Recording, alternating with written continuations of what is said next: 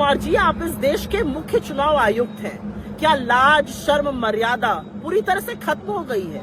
आप एक तो वोट चोरी कर रहे हैं और उसके बाद सीना चोरी कर रहे हैं। आप कितनी भद पिटवाइएगा अपनी और एक संवैधानिक संस्था चुनाव आयोग की, जो कि इस देश में निष्पक्ष चुनाव कराने की जिम्मेदार है। खैर, आज आपने एक प्रेस कॉन्फ्रेंस करी और उस प्रेस कॉन्फ्रेंस से आपकी और भद पिट गई। कुछ चीजों का जिक्र पहले करते हैं। पहले चीज का जिक्र है, आपके पास किसी चीज का कोई जवाब नहीं है। आपसे सवाल पूछा गया, महाराष्ट्र में टोटल वोट वहां की अडल्ट पॉपुलेशन से ज्यादा कैसे है? कोई जवाब नहीं। SIR कितनी हड़बड़ी क्या थी बिहार में? कोई जवाब नहीं। 60% बिहार बाढ़ से ग्रस्त है, इतना जरूरी क्यों था SIR कराना? कोई जवाब नहीं। एक ही पते पर इतने लोग कैसे हैं? कोई जवाब नहीं। फिर आते हैं आपके कुतर्कों पर, क्योंकि मुझे समझ में नहीं आ रहा कि आपके कुतर्कों पर सिर पीटा जाए या हंसा जाए। आपका एक जबरदस्त कुतर्क, आपको सवाल पूछा गया कि वीडियोग्राफी क्यों नहीं दे सकते हैं। आप महिलाओं के पीछे छिप गए। आपने कहा हमारी माँ बहनों की प्राइवेसी का हनन होगा। अच्छा, बूथ में लगी लाइन में औरतों की जो पिक्चर या वीडियो है, उससे प्राइवेसी का हनन कैसे होगा? ये वीडियो तो टीवी दिखाता है, अखबारों में छपती है ये तस्वीरें। और ये प्राइवेसी कहाँ जाती है जब हमारी मुस्लिम बहनों के नकाब उठा उठा के आपके पुलिसकर्मी और भ्रष्ट अधिकारी देखना चाहते हैं वोट के दिन? तो महिलाओं के पीछे मत छुपिए। दूसरा, आपसे सवाल पूछा गया, ये शून्य मकान कहाँ से आते हैं?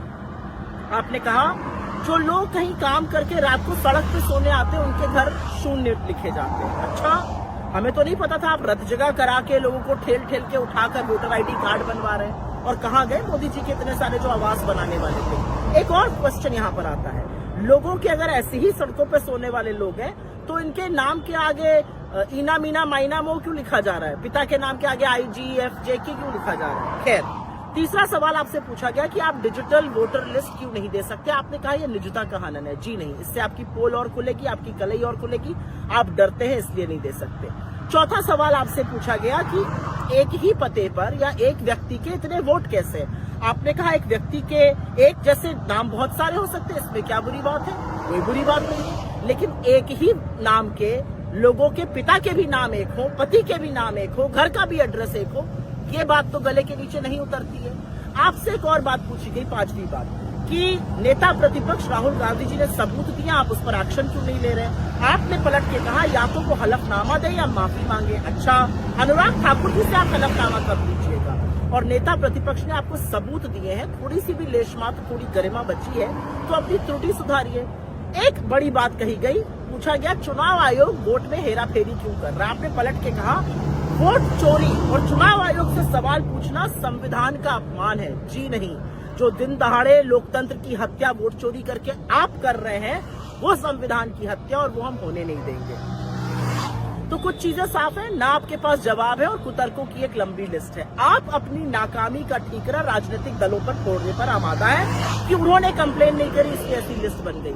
अरे, लिस्ट बनाना आपकी जिम्मेदारी है, निष्पक्ष चुनाव कराना आपकी जिम्मेदारी है, फ्री एंड फेयर इलेक्शन हो आपकी जिम्मेदारी है। आप कोई सरकारी खर्चे पर मौज मस्ती करने के लिए, झुंझुना बजाने के लिए, सरकार के चरण वंदन के लिए थोड़ी बैठे हैं। आज एक चीज लेकिन साफ हो गई कि मोदी जी ने चीफ जस्टिस ऑफ इंडिया को चुनाव आयुक्तों के चयन से क्यों हटाया था?